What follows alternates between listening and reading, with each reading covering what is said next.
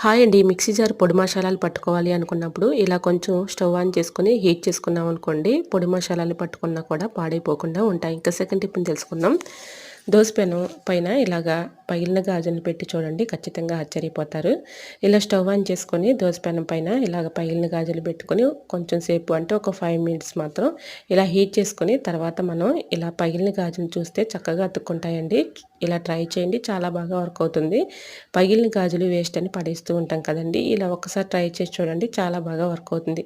ఇలా ఒక 5 మినిట్స్ మాత్రం ఇలా హీట్ చేసుకొని తర్వాత తీసుకుంటే చక్కగా అతుక్కుంటాయండి. సో, యూజ్ అవుతుంది అనుకుంటే ట్రై చేయండి. ఇంకా మరొక యూజ్‌ఫుల్ టిప్ తెలుసుకునే ముందు చిన్న రిక్వెస్ట్ అండి. ఈ టిప్స్ అన్నిటిలో ఏ టిప్స్ అయితే యూజ్‌ఫుల్‌గా ఉన్నాయో, ఏ టిప్స్ అయితే నచ్చాయో తప్పకుండా కామెంట్ సెక్షన్‌లో కామెంట్ చేయడం మాత్రం మర్చిపోకండి ఫ్రెండ్స్.